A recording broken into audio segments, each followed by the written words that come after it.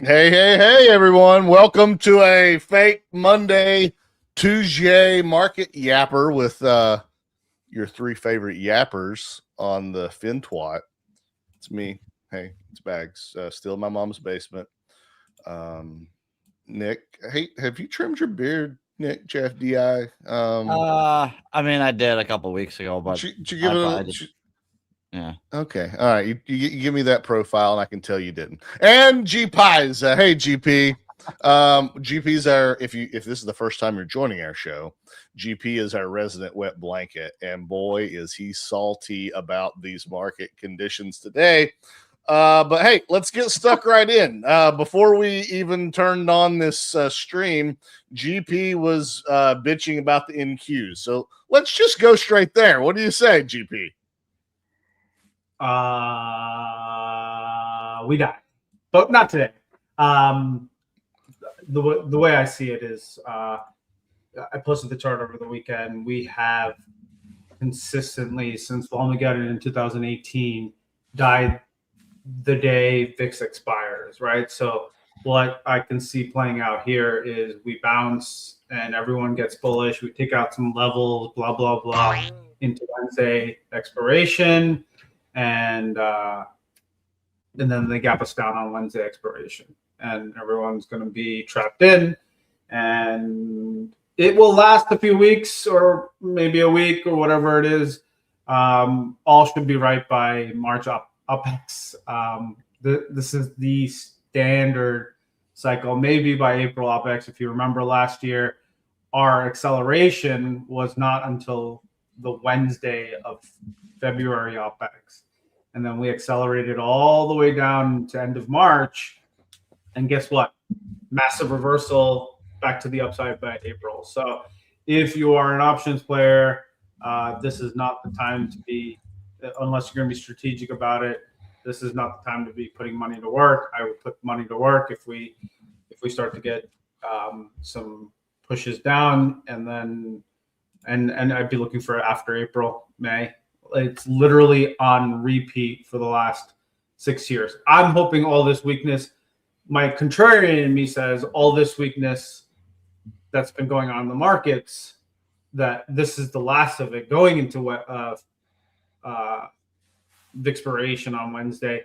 But history, 2019, 2020, 2021, 22, even bullish years of 25%, 30% up, we've had nasty Februaries, right? Whether it's a quick 4 or 5% correction, or it's a meaningful 20, 25% correction like 2022, like 2025.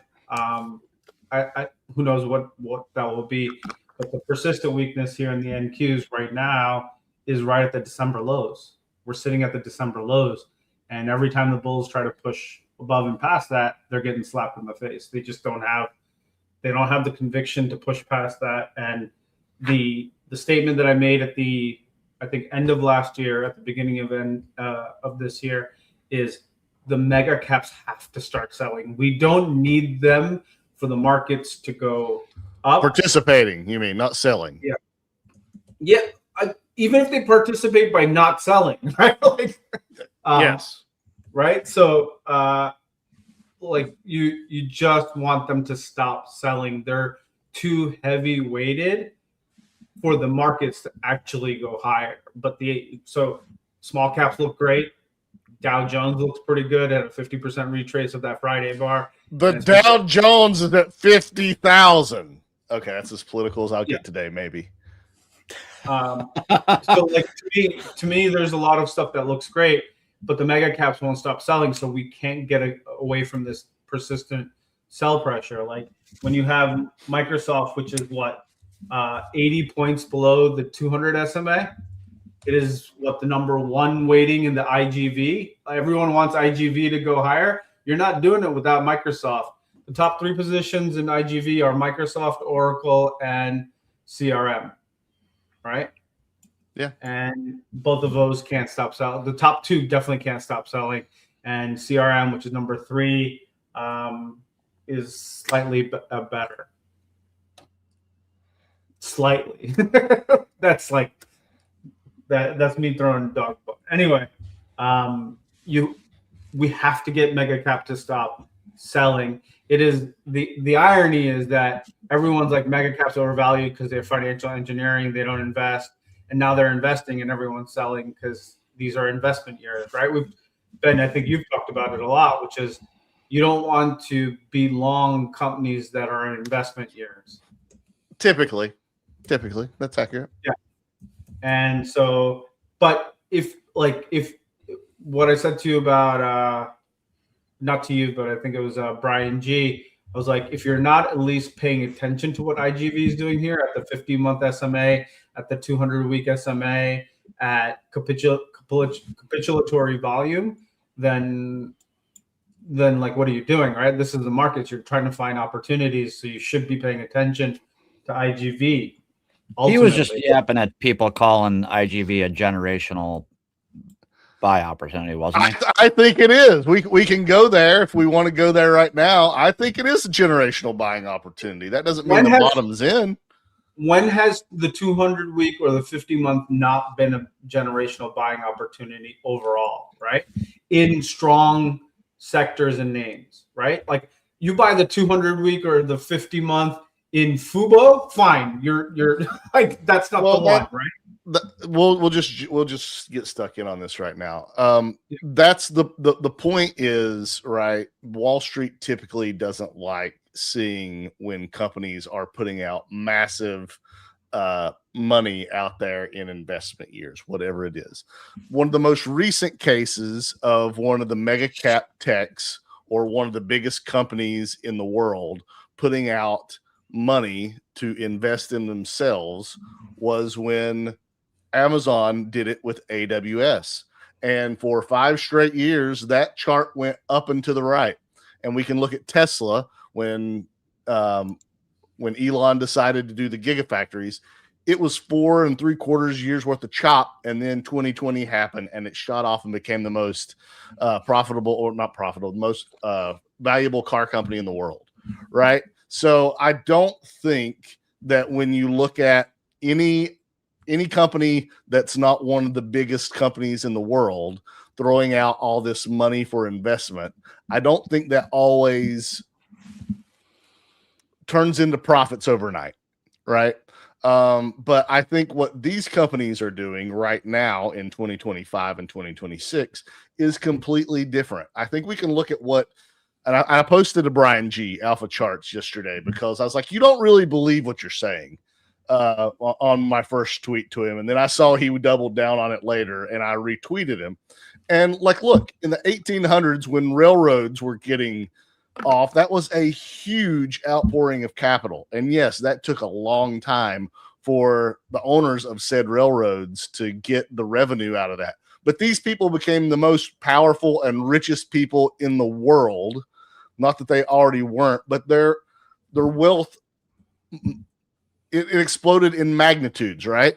So I don't think that we can look at Microsoft or Amazon putting out hundreds of billions in dollars as investments all of a sudden as reasons to sell the stock. Now you can look at some random software as a service name and they put out, $100 million or whatever, that might be something to worry about, right? That might be something that, hey, they aren't as capitulated or they're not as capitalized as these other companies. So time will tell and see who's right. I'm not saying that these stocks go in a straight line after deciding to put up hundreds of billions of dollars up for investment. I'm not saying the stock goes up in a straight line. Obviously, we're seeing they're not. But I don't think this is a chance. I don't think this is a place to sell, is what I'm saying.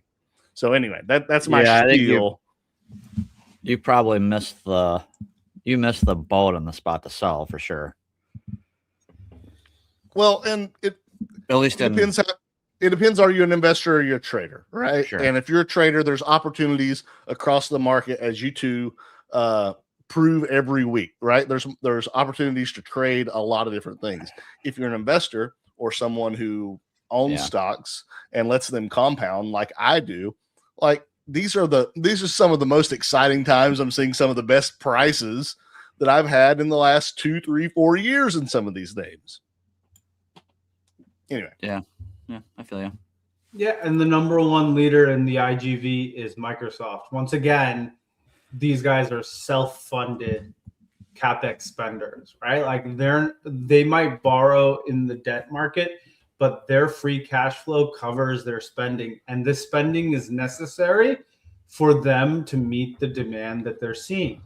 That's part two, right? They've got so much money on their balance sheet. Like this isn't like Apple. People complain about Apple, about how much cash they have on hand and how far behind they are in the AI race because they haven't even spun up their own AI. Well, they have enough cash to fix that problem whenever they decide to fix that problem.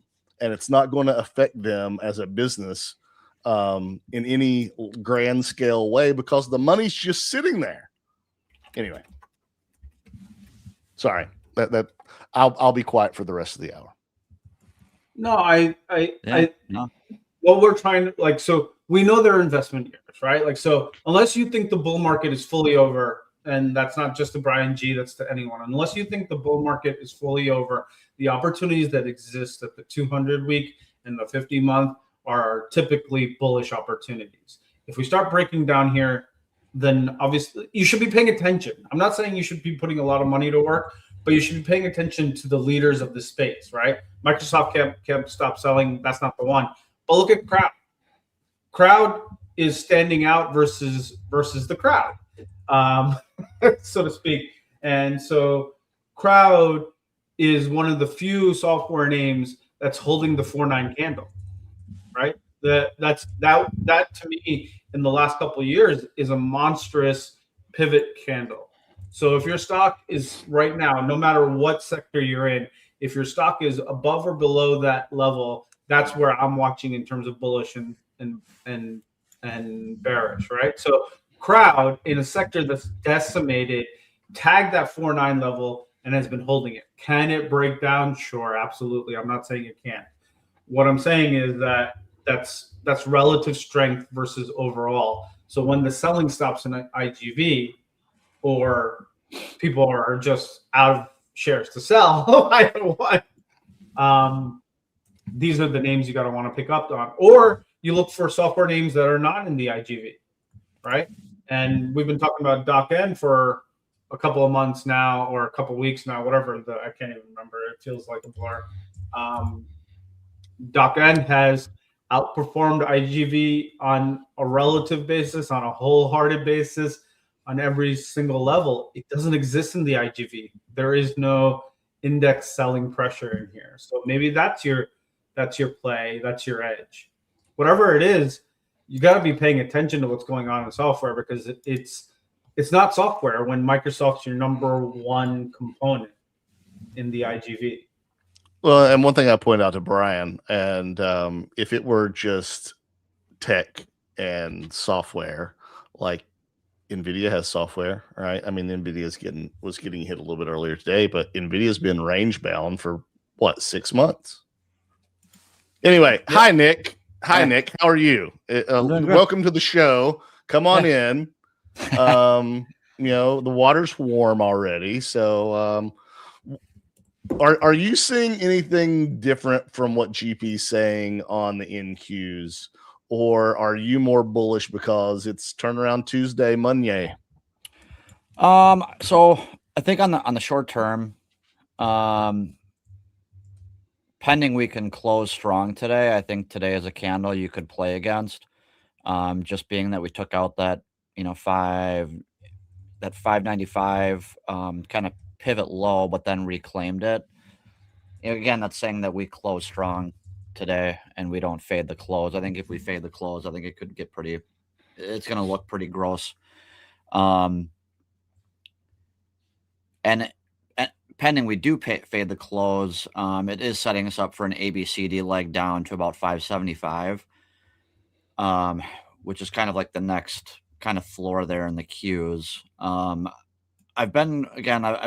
Cookie's been really stuck in my head. So I like Cookie's coming back too this month, by the way.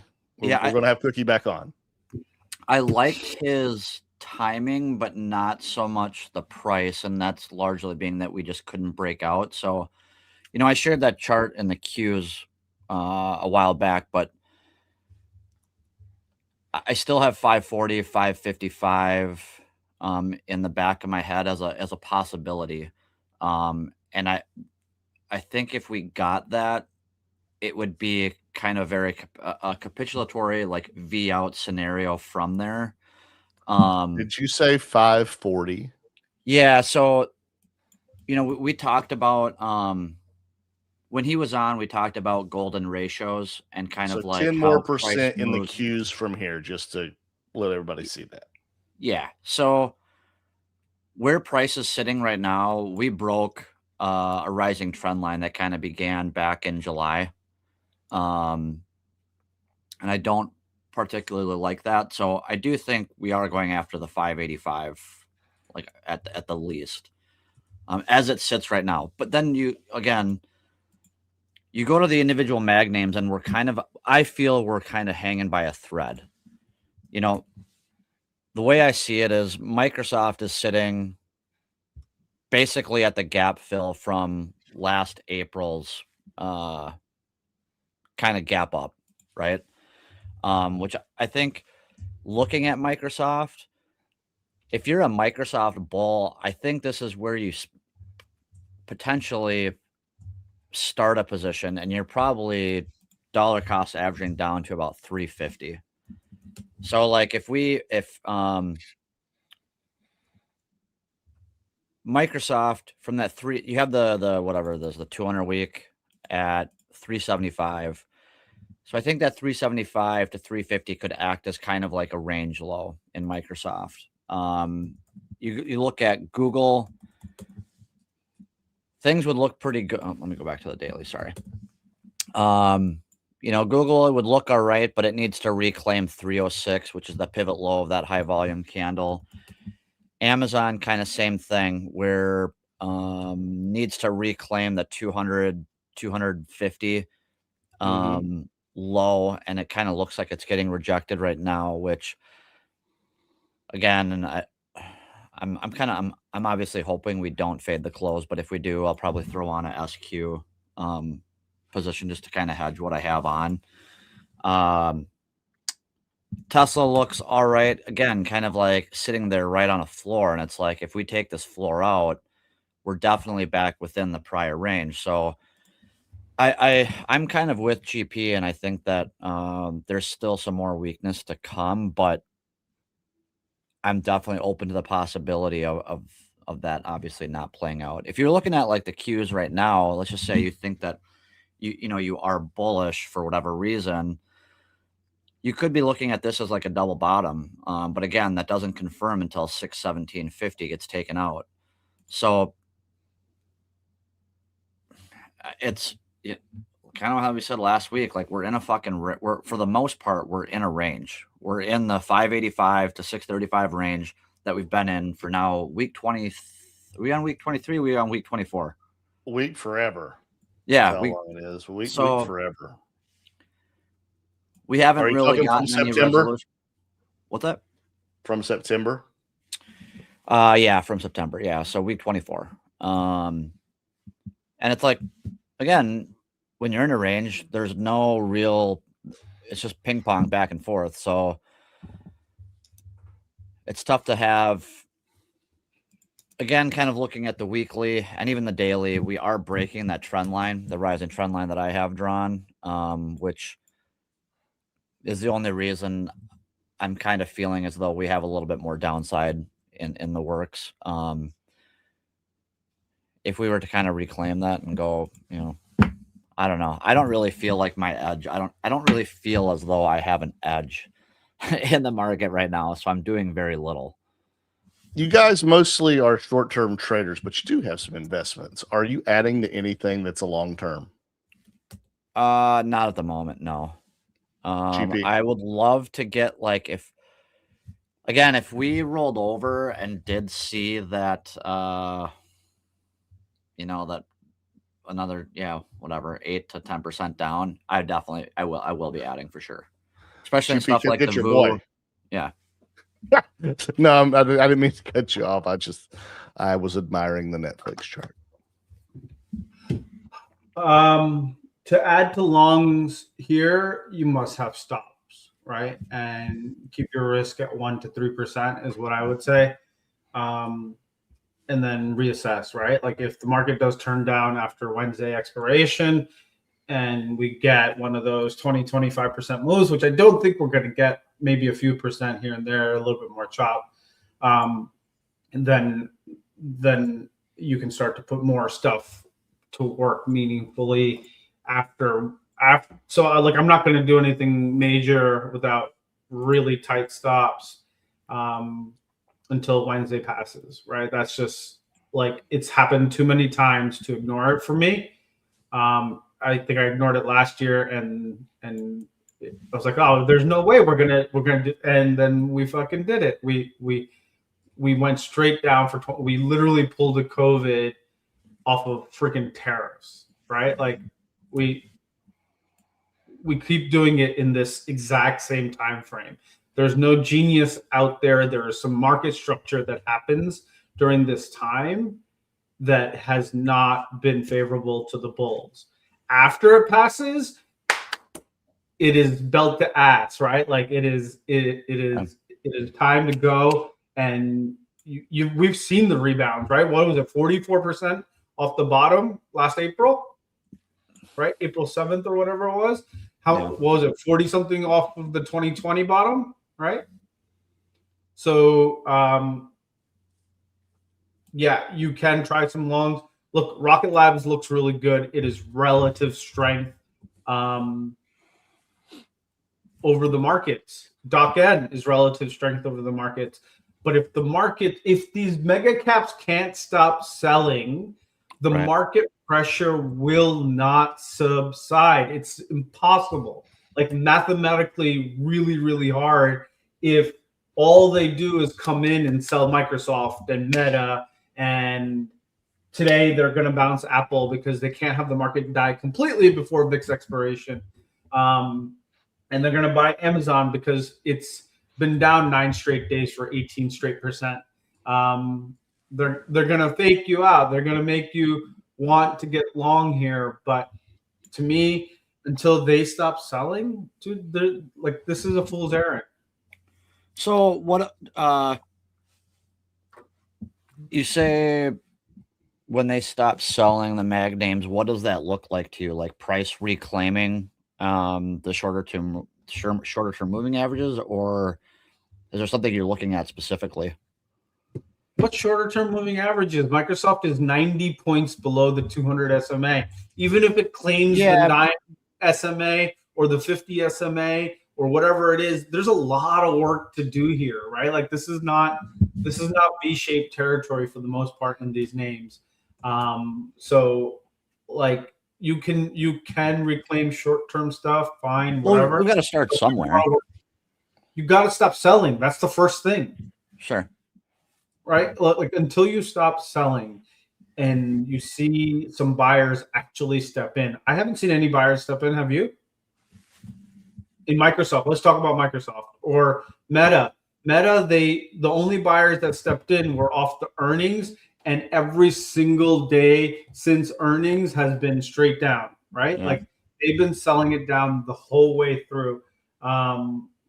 Is it holding levels? Fine. It's just for a tease for 5 minutes, and then it breaks like 10 minutes later when some 200-point NQ bar comes in out of nowhere, right?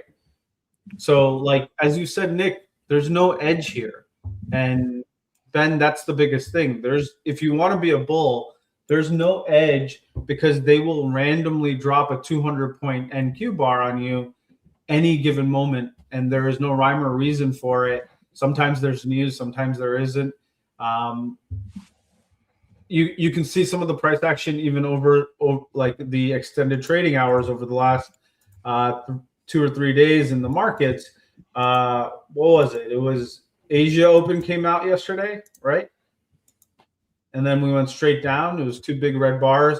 Today's Open, we're at 24,800. Now we can't even push past that. 24,800, and it was a straight failure, straight down for 400 points and 4 bars. Like there's no edge to that. Nick, I'm not buying anything more until we reach all-time highs in every name again. So that's where that's my POV. Well, I'm just saying, like, again, like we've got the trend needs to turn, and I'm just saying, so like the selling needs to stop in Magnum. So like I guess kind of like what does that look like? To me, it just kind of looks like reclaiming pivot lows, starting to put in higher lows. Can I show you what I think it looks like? To at least get the shorter term moving averages to stop looking like this. If we can get them to curl and price can start to kind of like trend in the other direction, then I think then we can see the mag name start to shift. But yeah, go ahead. It's going to look a lot like that in mag, like in the end of name specific. Sure. Yeah, it's going to look like that. I mean, I think the three of us, the one thing we may be in agreement on is we're not Ving out of this unless something miraculous happens, right? I think we stair step at some point out of this, and you have to build a base. Where that base is going to be, I don't exactly know. But I'd argue that we are base building long term. Yeah, I like the prices today versus what my prices are going to be 5, 10, and 15 years out from now. And I know that's a really big concept that we don't always talk about, but that is why my portfolio is built the way it is, to compound over time. And the game is to buy the cheapest shares and sell when they're at their most valuable point. Right. So I know we all three trade differently, and I'm not much of a trader these days. I get, right, that you got to make a buck, you got to pay the mortgage, you got to this and that, but that is currently not my game. And this is up lovely for me. I wake up every morning looking like, what might I buy or take a taste of this week, right? It's like the hors d'oeuvres are going around the party, and I was like, yes, I would like to try some of that, right? So that's my tactic, and I'm being very selective. I'm not putting all my cash to work. I've got about 10 to 15% cash still available from the sales that I've made over the last, 10 weeks or so. So like I feel pretty good in where I'm at. If we get another leg down, I'll probably just throw all the cash in and be like, all right, I'm fully invested here. And it is what it is. Yeah, I mean, to your point, I would say that we're in base building currently. Like if you look at Amazon, 5 years from now or a couple of years from now, we'll probably be looking at basically 170 to 250 as the range, as the base. And kind of same thing, like, looking at Tesla, we're going to be looking at basically 250 to 450 as a base, a range to kind of build from. Like even looking at NVIDIA, all it looks like is a base on base. Microsoft is a little bit gnarlier, especially if it can't hold here, but kind of same thing. We'll probably be looking at it as like, again, 335, 350 to like 500 or so, 550. It's kind I of mean, like like a base building period. my ServiceNow position, right? I'm down like 18% or whatever, right? But this is a chart that I was like, well, I'm going to buy in tranches. I don't think that AI displaces this more than AI helps this. So sure, I probably bought more than I should up here in the 140 and the 150s, but I'm getting a chance to correct that now. And this is what, a 7-week-old position for me, and I'm not ready to cut this at all because my thesis of what I think is going to happen with ServiceNow is still intact. So sure, would I've loved it to held somewhere up here? Yeah, but it wouldn't have allowed me to buy at 100, right? And I don't know. Our perspectives are different in the way that we're looking at time frame. So I respect that from you guys, but at the same time, it's not the end of my world to see cheaper prices when I still have cash and ways to make cash from other positions that I have that I'm less convicted in than going forward. So I don't want to grandstand on trading versus investing, but it does matter, right? People do freak out over every little move in each candlestick, but I look at it with joy. All right. My investment horizon is what it is compared to the trader time horizon. I just want to know. I think I'll put the rest of my money to work if Netflix 669 as the bull market leader, GP. That makes sense, right? Yeah. Like that's where it's at ultimately. So I hear you, Ben. I do both, right? So from an investment perspective, I hear what you're saying, right? And you have to take your opportunities and buy in tranches, which is smart in general, right? And these names, you just don't know how far low they're going to go or how far high they're going to go. So and if we could pick the bottom by every penny, we would all do that every single time. And unfortunately, there's a lot of furus out there who are able to do that. You're looking at 3 jabronis who can't pick the penny every single time. Sorry, I digress. For me, what it is here, right, is we're at a level in the Qs after being here since 9/17, the first rate cut of 2025, the first one since September of 2024. That's the level we're at here. And to me, I still see distribution in the bottom half of this range and not the top half, which leans me bullish, but there's just the selling in the mega caps doesn't stop, right? And no, GP, I hear you. I'm not. They can't break it. That's what I'm saying, right? So like all this selling, and they still can't break the range down. Maybe they do it post expiration and all that other stuff, but they can't break the range down. So if I was leaning bullish or bearish, I would say this is that level where we were in October of 2022, right? If we break down from here, it's a quick acceleration.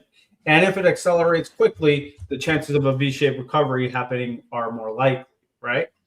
But you're in this, and look at that. We just got a 200-point bar down or some shit. I don't even know. No, it's not. It's just a lot of red.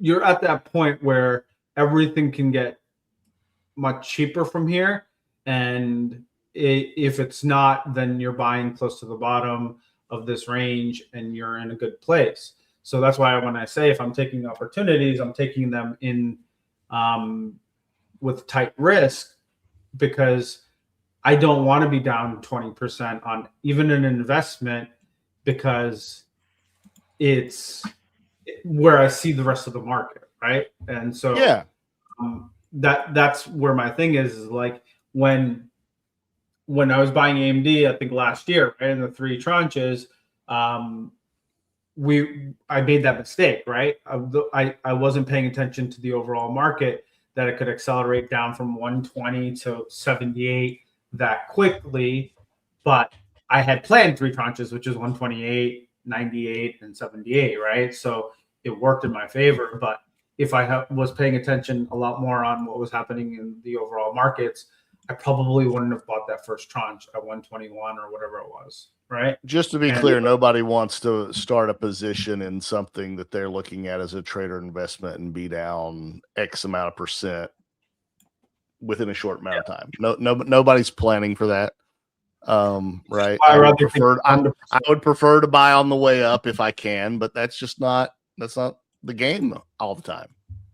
Yeah, but that's why I rather take the 1 to 3% stop here and deploy when there is more clarity, when there is more edge, when there is an ability to trade against pivots right now, right? Like, so maybe the markets are trading against pivots, but regular names are not, Nick, right? Like, they're getting obliterated. Like, they're getting the pivots and getting absolute. Now is a great example, right? It got to a pivot, which should have been a pretty solid. It didn't even bother, right? Like, it just went kaput. It just died. It didn't even bother to even fake a bounce for 2 or 3 days. It just went and said, nah. Before that, though, that was company specific news that was happening, right? And then it hits all this AI's killing everything, and then it washed everything out. So, like, you can't really plan for that, right? VPA's in here, and he said that's when you turn from trader to investor. I changed glasses. I put my investor glasses off, and I put my trader glasses on. But there's still opportunities out here in the market, right, Nick? I mean, one of the stocks that I threw up in our group chat, VST, I mean, that looks great to me. Yeah. Just broke out of a downtrend. I mean, huge bar there last week. Yeah, there is opportunity. There definitely is opportunity. Before I get to you, Nick. Sorry, before I get to you, Nick. GP, I'm not saying, right, that I don't think it's worth to wait for an all clear if you're a trader, because there's still things to trade. I mean, you're still trading, right? So yeah, go ahead, Nick. Go ahead, Nick. There definitely is opportunity in both directions. I just think that you've got to pick your spots. And I think that, as we've kind of pounded the table on week in, week out, is like managing your risk. And the reality is that you're, at least for me, like, I can't be taking full position sizes on just about anything. I don't have the conviction in market direction, as in, like, if we were in an uptrend, a definitive uptrend, and I'm talking about like price kind of melting or grinding along like the 10 or the 20 day in the indices, then sure, I'd have the conviction to take on bigger positions. But the fact that we're not means that if you're looking at the Qs, you're probably taking long positions now based on the lows of this current range, thinking that we're going to bounce and not going to see follow through to the downside, and vice versa. You're selling into the highs of the range or looking to take on short positions versus the high of the range. So, like, against either that 625, or obviously we put in a lower high at 620. So it's like, there definitely is opportunity out there, and in both directions. I just think it's kind of tough. Obviously, in the chat, I had posted the aerospace and defense, sector and group. It's like the relative strength is definitely fucking there. Like, if you just look at, you could pull up any one of the names in there, and it's like, so GP is now a eunuch.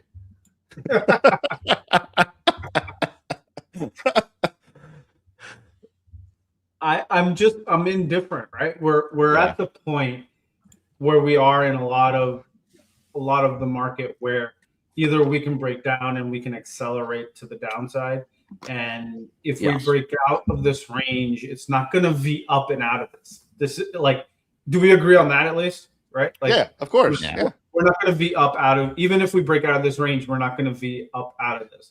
So it would be very unlikely to be out of this, right? Like, you would probably need something that would shock the market to the downside to pull the beach ball underwater to go higher. Yeah. So to me, like, whether you buy 2 to 3% higher from here, and let's say Microsoft, let's say CRM, or even 5% higher from here, we're going to be okay, right?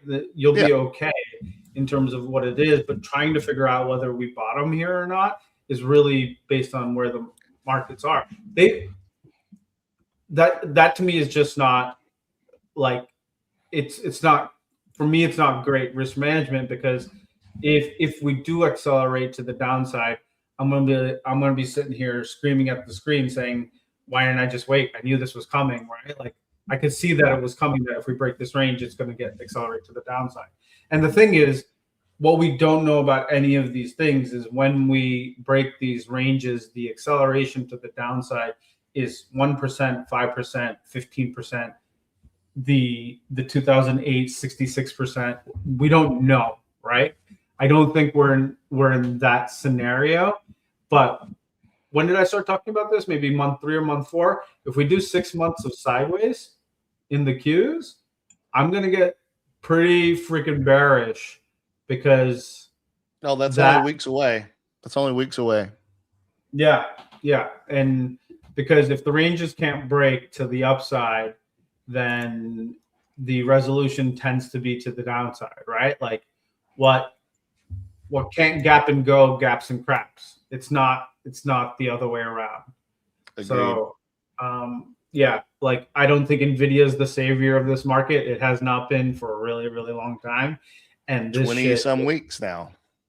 Oh, dude, but even before that, right? When has NVIDIA ever saved the market? Their earnings? Well, I mean, we could argue 2023, they kind of higher off of the May or whatever earnings back in 2023, and they guided up to doubling the revenue quarter over quarter. It didn't necessarily break the market, right? So it's a leader. It will remain a leader. It will remain in churn cycles. People are in and out. Look at Drunken Miller, right? He goes into NVIDIA, he comes out of NVIDIA. He goes into NVIDIA, comes out of NVIDIA.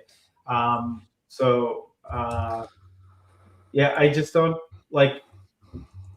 What you have to recognize today is the relative strength in crypto names, while crypto is not strong at all yet. Still, how do you think Michael Saylor's feeling these days? I heard him last week say, he'll just get the debt refinanced, but it's got to be some pearl clutching time, right, Nick? Like, I would think so. Let's pull this chart up here. I mean, you're down. I'm not even going to go from the all-time high. I'm going to go from the July high. You're down 72%. I mean, that's. I admired his confidence. I was just like, I've been, catching a bunch of those clips too. And I'm kind of like, yeah, man, I admire your. Well, the follow-up is, who is going to refinance this for you? Right. Like, you got to go to the Qataris or, the Saudis to bail you out. Like, what is the plan? What bank is going to say, yeah, we'll refinance your debt? Anyway. Yeah, I don't know. Crypto. I think if you were to have caught that kind of that pivot right around 60, 61, I think, if you didn't sell on the bounce, that's obviously a kind of a low to play against. Either just, I would just raise your stop to break even or keep it kind of right under that low. But, looking at the monthly kind of at, Bitcoin, I kind of think if we don't hold that 55 to 60,000, I don't know. I don't, it's kind of like I would be in the camp then that we're going back after the team. What's the saying? If price trades here, right? Yeah. It'll revisit here, something like that. I could see it faff around here in the low to mid 60s. One thing that it is 13F season, and you're always a quarter behind, right? Looking at 13Fs, but some interesting things that I saw was Ray Dalio's Bridgewater. They were a net buyer of the S&P 500, according to their 13F. And then who was the other one that I saw? Soros. He is buying puts on energy, XOP and XOM. And this is from the previous quarter. So he's doubled down on those puts, while he is net long a lot of other high tech names. GP, what do you think that says that he's putting out there? You know, he's buying puts on these energy names.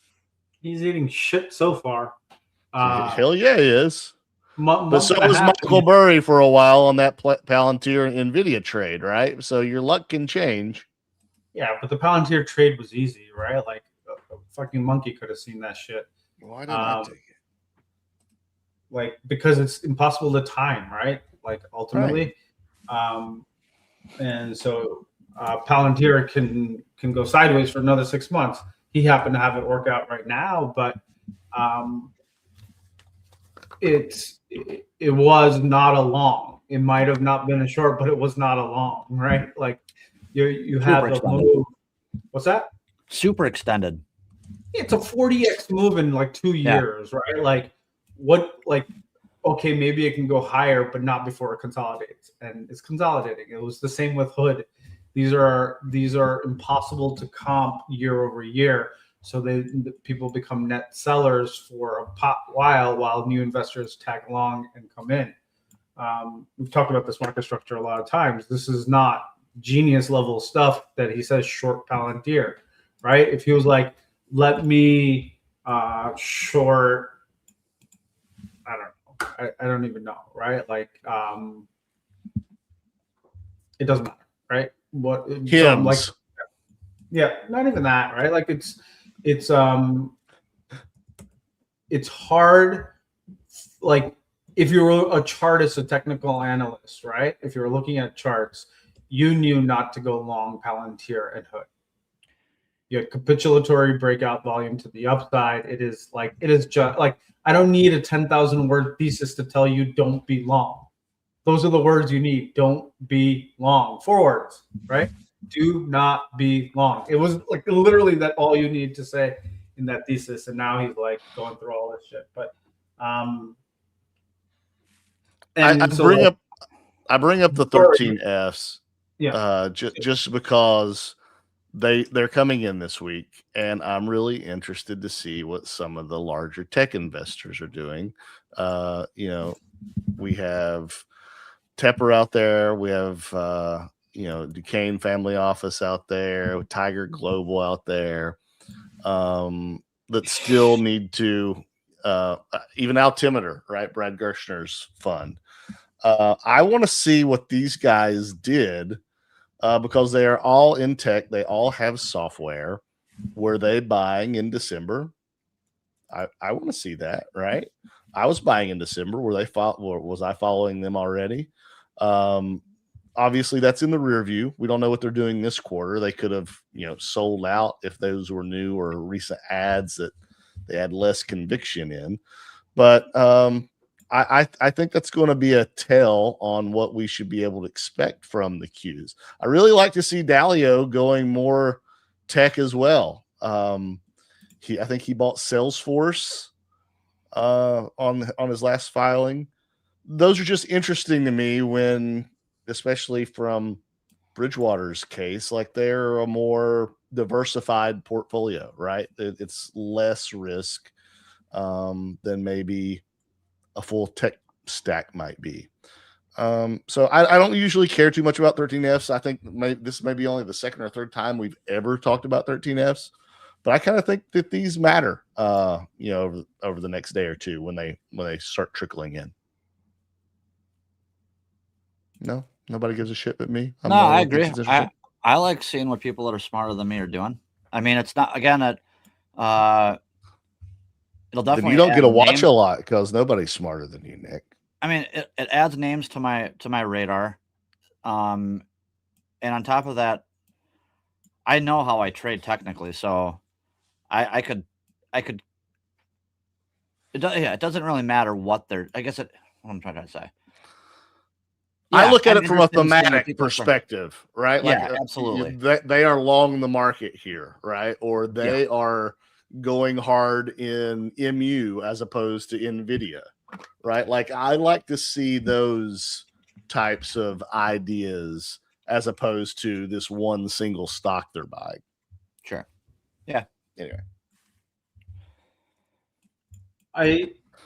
my thoughts on 13Fs in general are they're lagging. There's a guy who bought $2.5 billion of Amazon by the end of quarter four. He is down a lot of percentage. He's not buying for one quarter. They're not flipping this out. So the only person that might be flipping stuff out is actually Drunken Miller, because his 13F is more of a trader's profile for the most part, or the closest thing to a trader. He's not a short-term trader. He's not day trading and stuff. I'm sure he does that anyway, but he's long-term. I mean, he's like short-term swing trading. So if he's not afraid to be wrong, so if one quarter he's bought, he'll sell out the other quarter. So yeah, I think that's the reason why Drunken Miller is so respected, right? Like he can completely rebalance or retool, maybe is a better word, what his portfolio structure is quarter over quarter, which is, when you're dealing with that amount of money, that's impressive. Yeah, he moves pretty nimble in the markets considering his size. I think investors have a longer term profile, as you talked about earlier in the show. They're not worried quarter over quarter or whatever. They see what we were talking about, which is their CapEx is spending to their upside in maybe 2 years, in a year, or whatever it is, time frame. But everything's kind of accelerating, so maybe it's faster or whatever. But I think you can't put a lot of you can put overall weight in what people are doing. If most of the investors are net sellers across the board, then it's probably something to lean on in terms of, okay, they're selling, they're waiting for it. All the contrarian stuff in me says that this is punishment for last April, and no one was buying in April except for retail, right? That was the common thread. Do you remember that? And they have now spent 5.5 months destroying retail mental capital, like just absolute destruction across the board. Like if you like anything you bought in April that was in the IGV, for the most part, is underwater. Yes, big time. Microsoft in April, boom, you're $3 above where it was in April. Meta slightly higher. Any of these guys who are like, oh my God, I caught the generational bottom, is now been like, wait, am I going to get another generational bottom? Do I sell this? What do I do? So like you're stuck in this rock and a hard place situation. And we've seen this with GME. We've seen this with AMC. Retail will win for a little bit of time, and then Wall Street will come in and make sure you understand who's your daddy, right? It's just it's just what happens, right? So that's the contrarian in me, but ultimately, I don't think this is a time to be a hero, is my best way to look at it. Yeah, astrologically, the next 2 weeks are there's only one word to describe the energy in the air for the next 2 weeks. And that's basically chaos. Anything is possible. Happy New Year. Yeah, and I think that's, again, like gun to head, I think this range is going to resolve lower, but I'm leaning towards the behavior of last March, April, which actually like excites me. Like I don't know. Like there's so many names out there that I think are like the future, that I think we get a more, rubber, whatever you called it, Ben, pulling the rubber band back. I think that's what a heavy move lower from here would ultimately do, because like that would entice buyers, right? More buyers. Like it's hard for buyers to buy the same damn range. Like I bought the bottom of this range how many times now, right? Like we're I don't think anybody really has a clue as to what is actually happening and where the future is heading, other than those that are literally immersed in like the markets and or like on FinTwit. When it comes to AI, when it comes to like space and all of this shit that's happening, like I don't know, you go ask some normal person and they're not going to have a fucking clue unless they're watching, again, unless they're watching sci-fi movies. And so the destruction that we've seen in individual names over, again, like the last few months, I think is presenting like it very well could be a generational buying opportunity. Like, I don't know, let's just say Rocket Labs, for instance, if that pulls in any more into the 50s, are you not buying it? ASTS, kind of same thing. That pulls in anything into the 50s, 60s. I'm buying it. Anything that's space and AI related. If we get another 5 to 10% correction, I will definitely start trying to actually pick bottoms. I think. I don't know why I say I think. Think's kind of a filler word of mine, but I don't know. Anyways, gun to head. I think in the short term, I think Q's kind of roll from here, but I think a month, 2 months from now, we're going to be looking at it as like a. You guys know one of my favorite gifts that I post. Ivan Drago from Rocky. If he dies, he dies. Right? If the range dies, it dies. I'll buy more down there. At some point, GP, I know you always bring it up. Where are you going to get the money from? Right? Of course, that you have to have a source of funds from somewhere. So you can't unlimited buy lower and lower and lower and lower and lower. But at the same time, golly, we got 5 minutes left. This show has flown by. So there's a couple of things, right, to kind of think about, right? Like last week they could not stop selling Apple, and today they can't stop buying it. This is tied to index, whatever. This is my thought process. But what I will say, if you're looking at these charts technically, every single opportunity in the last few weeks that bulls have had an opportunity to come out and show what they're made of, they have failed, and they have failed miserably. Even today, right? We tagged December lows, and then we sold straight off. And then we bounced pretty hard, right? And everyone's like, oh my God, yep. Oh my God. Right into December lows. And they tried to break it out. 1, 2, 3 candles. The fourth candle is straight down for about 100 points, right? And since that candle, we have been just teetering lower and lower and lower. Every green candle is met with a larger red candle. So technically, we are not healthy, right? Bulls are not healthy. They keep showing up to get destroyed. So that, to me, they're not actually showing up. It's shorts covering. Shorts covering causes move up. And as soon as they're like, well, this is a level that time to short again. Time to reshort, and basically you're just seeing this play out real time, consistently every single moment. Think about 2 Fridays ago, right? How everyone was pretty. It's over. Happy days are here again, right? Like it was party central, right? We got party central. One candle attempt at 25,360, second candle attempt at 25,360, third candle attempt at 25,360, and the fourth one was straight down. And so every opportunity that bulls have a moment to show up, they continue to not only shit the bed, but also wet themselves and then do a dirty dance in there, right? Like they're also coming in and defending levels. But I don't think they're defending levels. I think shorts are just covering at these levels until there's a meaningful break, right? Yeah. So which is the hallmark of range. Yeah, but I don't think this is actually bullish, though, right? Oh, sure. What I'm saying is technically it's not bulls and it's bears against bears, right? So bear on bear crime. That's what I mean. It's like, well, there's you and I who shorted near the top of the range, right, Nick? Let's say, and there's a newer trader who comes in, he's like, oh, it's breaking down, let me short.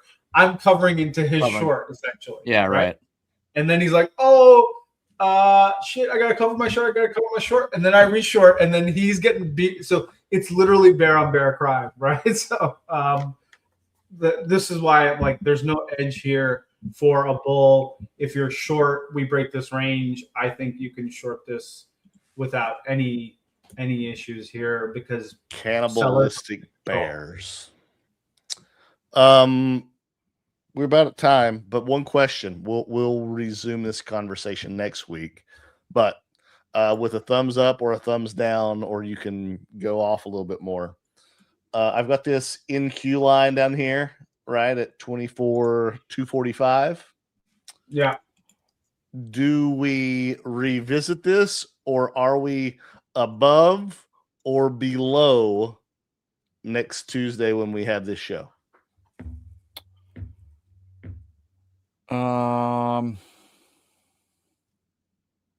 I'll be the one that's bullish enough. So you're asking on that specific time frame? Yeah. Are we going to be above or below on the NQs 24,245? Up next Tuesday or down? Yeah, next Tuesday. I mean, fuck, I'd love to say below it, but I will probably be right here. I think so. I think that pivot gets tested. I don't think it breaks by then, right? So okay, sure. So above. Right?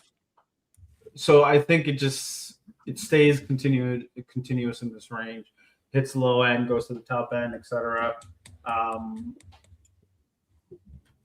Yeah, like so. Typically, earnings are bullish times. We have not seen earnings bullish times for a while now, right? So just keep that in mind as well. There used to be a trade, Nick, if you remember, you could buy 2 to 3 weeks out going into earnings, and you were almost guaranteed to get paid to the upside, right? And then you sell you sell into Netflix earnings. Netflix has always been the first earnings. You buy, like I think Shu talks about this on StockTwits a lot too, is you buy the dip and then sell into the Netflix rip, right? And so that hasn't been the case in a really, really long time. I'm not even talking about Netflix is just look awful. I mean, it's sold for a really long time. I mean, back to the idea of like a trending market, these are behavioral things that you see in uptrends versus downtrends versus just chop sideways. Like yeah, but we've been in uptrends for a while, and this all started around the Volmageddon stuff in 2018, 2019, when the behavior started to change, and then it really changed around the COVID timeframe. Yeah, that was wild times. All right, last words.